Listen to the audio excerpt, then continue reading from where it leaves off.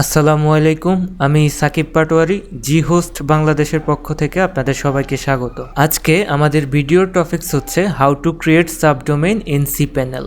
বিগত কয়েকদিন আগে cPanel-এর থিমে একটি আপডেট এসেছে। থিমটির নাম হচ্ছে জুপিটার থিম। এই জুপিটার থিমে সাবডোমেইন ক্রিয়েট করার প্রসেসটা একটু ভিন্ন, এই জন্যই মূলত ভিডিওটি করা। অর্থাৎ আমরা আজকের ভিডিওতে দেখব জুপিটার থিমে কিভাবে আমরা সাবডোমেইন ক্রিয়েট করব। সেজন্য শুরুতে আমি cPanel-এ লগ ইন করে নিই। জি হোস্ট বিডি থেকে একটি হোস্টিং প্যাকেজ কিনলে সাথে পাচ্ছেন 1 বছরের জন্য একটি ফ্রি ডোমেইন। বিস্তারিত জানতে ভিজিট করুন www.jhostbd.com। এছাড়াও প্রতিনিয়ত আমাদের ইউটিউব চ্যানেলের আপডেট পেতে সাবস্ক্রাইব করুন, সাথে বেল আইকনটি প্রেস করে দিন। cPanel-এ লগ ইন করার জন্য আমরা ডোমেইন নেমের শেষে স্ল্যাশ দিয়ে লিখব cPanel। আমি এখানে ইউজার নেম এবং পাসওয়ার্ড দিয়ে লগ ইন করে নিচ্ছি। cPanel-এ লগ ইন করার পরে সাবডোমেইন ক্রিয়েট করার জন্য আমরা সার্চ বক্সে ডোমেইন লিখে সার্চ করব। তারপরে আমরা ডোমেইনস নামে একটি অপশন দেখতে পাবো, আমরা এখানে ক্লিক করব। এই পেজটিতে আসার পরে আমরা ক্রিয়েট এ নিউ ডোমেইন একটি অপশন দেখতে পাবো, আমরা এখানে ক্লিক করব।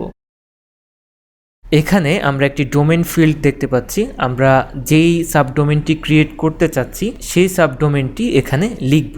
যেমন আমি চাচ্ছি একটি সাবডোমেইন ক্রিয়েট করব blog.bpshostbd.com নামে, সেক্ষেত্রে আমি এটা এখানে লিখছি।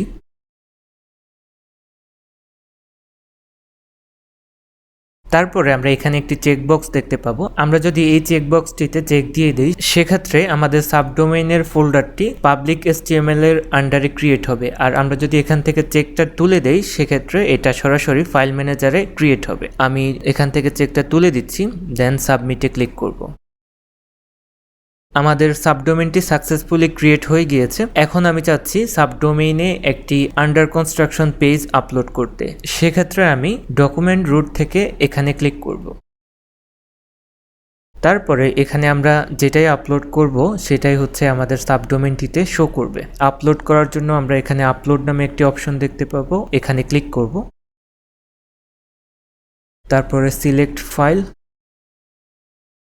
এখান থেকে হচ্ছে আপনি যে ফাইলটি আপলোড করতে চাচ্ছেন আপনি সেটি চুজ করে নেবেন আপনার পিসি থেকে। আমি আমারটা চুজ করে নিচ্ছি।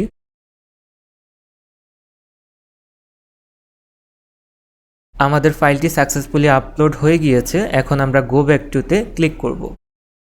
এখন আমাদেরকে আরেকটি কাজ করতে হবে। আমরা হচ্ছে একটি জিপ ফাইল আপলোড করেছি, এখন এটাকে আমাদেরকে আনজিপ করতে হবে। সেজন্য আমি মাউজের রাইট বাটনে ক্লিক করব, তারপরে এক্সট্রাক্টে ক্লিক করব, এক্সট্রাক্ট ফাইলস। আমাদের ফাইলটি আনজিপ হয়ে গিয়েছে। এখন যদি আমরা সাবডোমেইনটিতে ভিজিট করি, সেক্ষেত্রে আমরা আন্ডার কনস্ট্রাকশন পেজটি দেখতে পাবো। এই যে আমাদের আন্ডার কনস্ট্রাকশন পেজটি শো করছে। তো এই ছিল আমাদের আজকের টিউটোরিয়াল। ভিডিওটি সম্পর্কে যদি আপনার কোনো মতামত থাকে তাহলে কমেন্ট করে আমাকে জানাবেন। দেখা হচ্ছে পরবর্তী টিউটোরিয়ালে। আসসালামু আলাইকুম।